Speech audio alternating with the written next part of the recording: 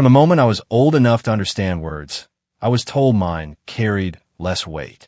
My parents carved my place in the family before I had a chance to carve it myself.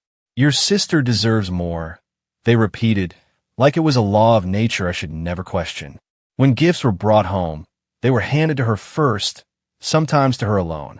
When praise was given, it was sung in her direction, while I was left to stand quietly in the background, clapping for someone else's applause.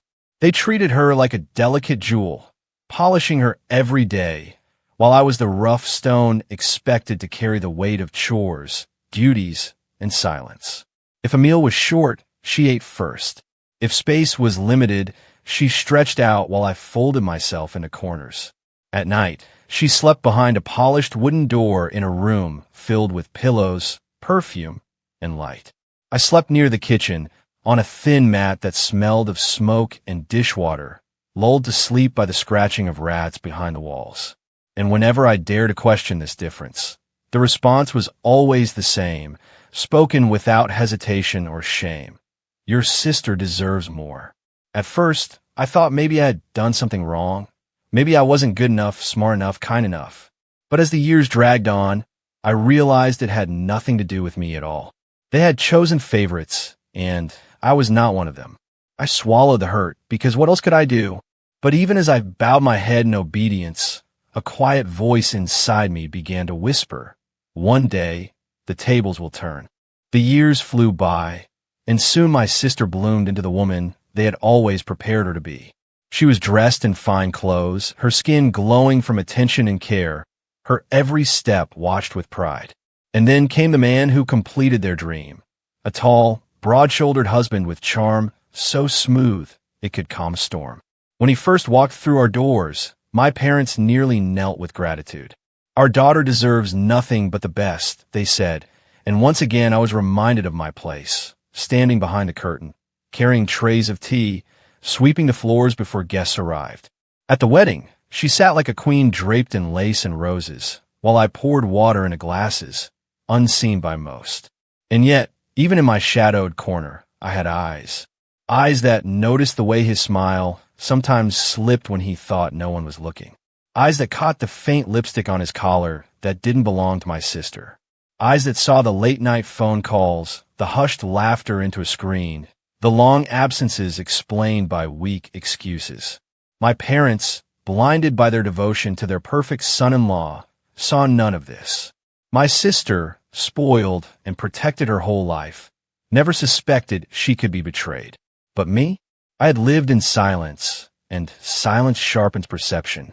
I saw everything, and I began to understand that maybe my parents had been right all along.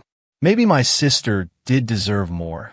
Not more riches, not more praise, not more of what had always been handed to her, but more truth, more honesty, more of what she had been denied by the very man they celebrated. For months, I wrestled with the knowledge I carried. I asked myself, was it my place to speak? Would they even believe me if I did? After all, I was the one always doubted, always dismissed, always compared and found lacking. But every day, I saw my sister smiling, living in a dream while her husband built walls of deception around her. The weight grew unbearable. I began to collect proof, quietly, carefully. Messages he thought were hidden, photographs that told stories louder than words, receipts that painted pictures of nights spent elsewhere. Each piece burned in my hands, but I held on to them, waiting for the right moment. And one day, that moment came. A family dinner, with my parents seated proudly at the table, my sister radiant beside her husband.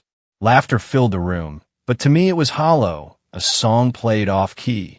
I rose from my chair and spoke, not with the shaky voice of the forgotten child, but with the steady tone of someone who has seen too much. I laid the truth before them piece by piece, each word sharper than a blade, each proof undeniable. The room fell silent, so silent I could hear my own heartbeat.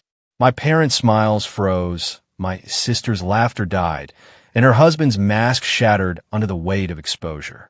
I had given her more, not more gifts, not more attention, not more of what they thought she deserved. I gave her more truth than she had ever been handed in her life.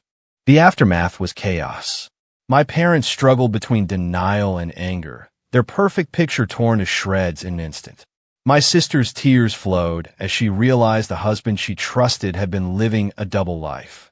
And yet, through the storm, I felt a strange calm. For once, I wasn't the shadow. For once, my voice was the one that mattered. My parents looked at me, really looked at me, perhaps for the first time in years.